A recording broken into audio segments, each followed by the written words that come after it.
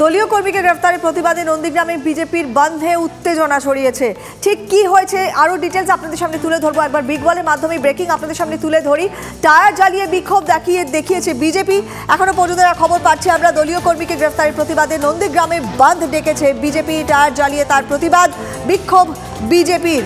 নন্দীগ্রামে বন্ধ ডেকেছে বিজেপি, টায়ার জ্বালিয়ে তার প্রতিবাদ চলছে। তারা তৃণমূল কর্মীকে মারধরের অভিযোগে এক বিজেপি কর্মীকে গ্রেফতার করা হয় এবং ওই পাশাপাশি বিনা অপরাধী বিজেপি কর্মীকে গ্রেফতার করেছে পুলিশ, এমনটাও অভিযোগ উঠছে।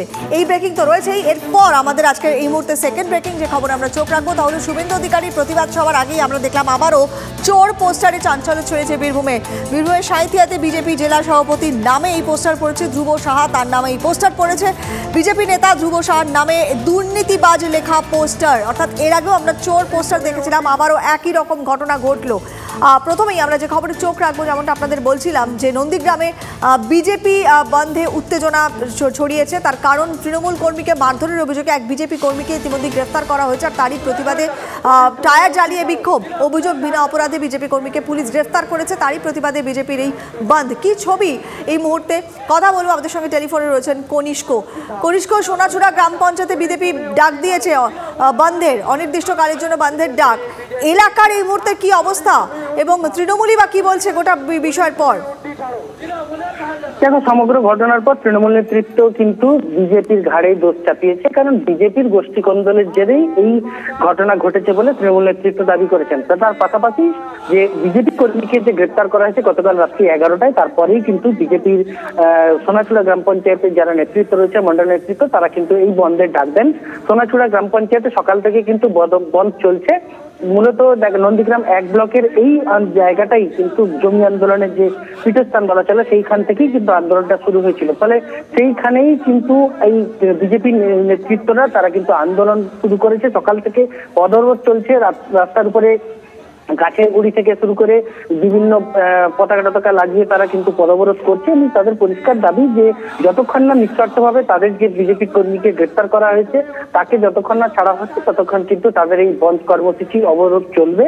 এবং আগামী দিনে এই বিষয়টা যদি পুলিশ সচেষ্ট না হয় বা তৃণমূলের দ্বারা কোনো রকম ভাবে পরিচালিত হয়, সেক্ষেত্রে তারা বৃহত্তর আন্দোলনে যাবেন বলে এমনটাই নেতৃত্ব জানাচ্ছে। সকাল থেকে কিন্তু এই বন্ধকে কেন্দ্র করে বাজার কমিটির সঙ্গে বিজেপি নেতৃত্বের সঙ্গে একটু হয় দোকান খোলা এবং বন্ধ রাখাকে কেন্দ্র করে।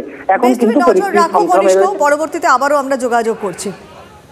এরপরে আসছি বীরভূমের খবরে যে ব্রেকিং আপনাদের সামনে তুলে ধরলাম। সেখানকার সাঁইথিয়াতে শুভেন্দু অধিকারী প্রতিবাদ সবার আগে আমরা দেখলাম আবারও সেই চোর পোস্টার এবং সভাপতি চাঞ্চল্য ছড়িয়েছে। এবারে বিজেপির জেলা সভাপতি ধ্রুব সাহা, তার বিরুদ্ধে এই পোস্টার পড়েছে। ধ্রুব সাহার নামে চোর দুর্নীতিবাজ লেখা পোস্টার। সিউড়ি জেলা কার্যালয়, টাউন কার্যালয়ে এই পোস্টার লাগানো হয়েছে। শুভেন্দু অধিকারী জিন্দাবাদ লেখা পোস্টারও পড়েছে। এলাকাতে সিসিটিভিতে ধরা পড়েছে পোস্টার লাগানো সেই ছবিও। তৃণমূল কংগ্রেসের কাছে যারা প্রতি মাসে প্যাকেট নেয়, লাল প্যাকেটে প্রতি মাসে যারা খামে কিছু নেয় এবং তাতে যাদের সংসার চলে, সেই লোকেরা এই ধরনের ঘটনা ঘটাচ্ছে। এই পোস্টার রাজনীতি চলতেই থাকে, যে যার বিরুদ্ধে পাচ্ছে পোস্টার মেরে দিচ্ছে, এটার কোনো গুরুত্ব নেই। আরও দুটো খবরে আমরা চোখ রাখবো। আরও দুটো খবর কি আবারও বিগ ওয়ালের মাধ্যমে আপনাদের সামনে তুলে ধরি। সংসদে মকর দ্বারের সেখানে পৌঁছেছেন কংগ্রেস সাংসদরা। দেখা করলেন সোনিয়া গান্ধী। সংসদে পৌঁছেই কংগ্রেস সাংসদের সঙ্গে দেখা করলেন তিনি। বিরোধী বিক্ষোভের জেরে সাময়িক মুলতুবি লোকসভা এবং রাজ্যসভা। আজকে সংসদে যাবেন অভিষেক বন্দ্যোপাধ্যায়, চোখ থাকবে সেদিকে।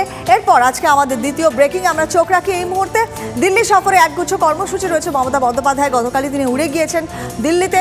আজকে বিকেল 3:30 দিল্লির বঙ্গভবনে দলের সাংসদদের সঙ্গে বৈঠক রয়েছে। এরপর আগামীকাল ইন্ডিয়া জোটের বৈঠক 3টের সময়। আগামী পরশু মমতা বন্দ্যোপাধ্যায় দেখা করবেন প্রধানমন্ত্রীর সঙ্গে। সব মিলিয়ে ঠাসা কর্মসূচি মমতা বন্দ্যোপাধ্যায়। আর যেমনটা বলছিলাম, সংসদের মকর দ্বার, তার সামনে কংগ্রেসের অবস্থান। সাসপেন্ডেড সাংসদরা এই মুহূর্তে রয়েছেন। সংসদে পৌঁছেই তাদের সঙ্গে সোনিয়া গান্ধী দেখা করেন। সেই ছবি আপনাদের সামনে আমরা তুলে ধরছি। বিরোধী বিক্ষোভের জেরে সাময়িকভাবে লোকসভা এবং রাজ্যসভা মুলতুবিও হয়ে যায়।